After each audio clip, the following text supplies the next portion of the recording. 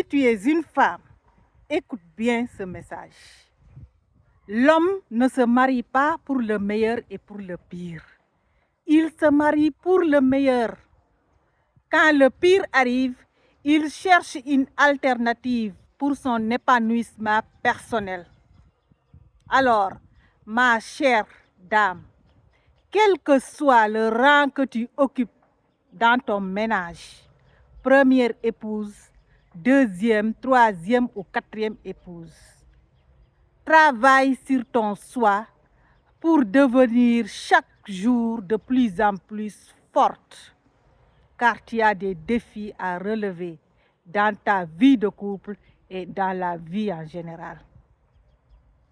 Et pour cela, tu dois protéger le temps, l'espace et l'énergie nécessaires à ton développement personnel et spirituel, mais aussi à l'enrichissement de ta vie. C'est ainsi seulement que tu deviennes une femme forte, alignée et ancrée. Et le jour où ton homme décide de te remplacer par une autre femme, au lieu de t'effondrer, tu seras debout, confiante et prête à prouver que tu n'es pas périmée. Et cela grâce à l'énergie positive que tu dégages. Prends soin de toi, c'est une nécessité. L'homme est naturellement égoïste. Il ne pense qu'à son épanouissement personnel. Il utilise l'énergie de sa femme pour progresser dans sa vie.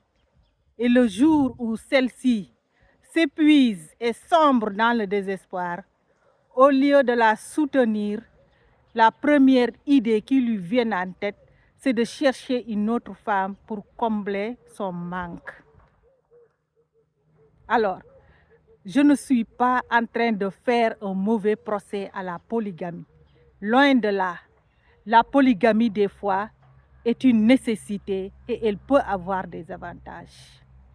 Mais ce message est un appel pour toutes les femmes à se prioriser et à arrêter de tourner toute leur attention sur un homme au point de s'oublier.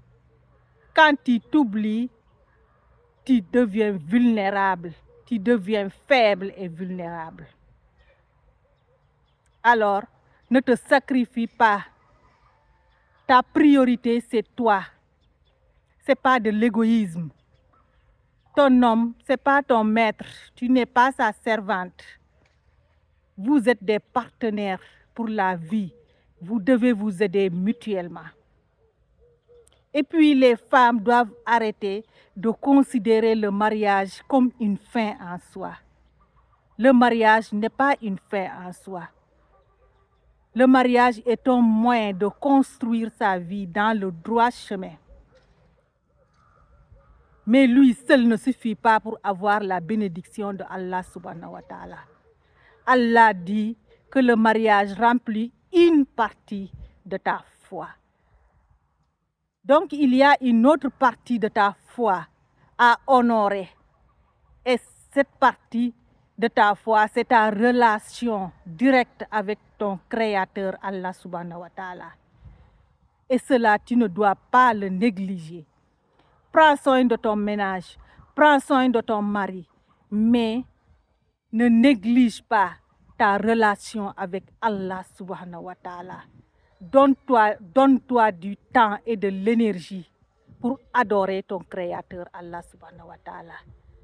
Une femme qui réussit à allier ces deux aspects de sa vie devient puissante et elle va affronter tous les problèmes de sa vie parce qu'elle est sous la protection de Allah subhanahu wa ta'ala. Alors, si ce message t'a intéressé, n'hésite pas à t'abonner et à liker la vidéo pour ne pas rater mes prochaines publications. Merci et prends soin de toi.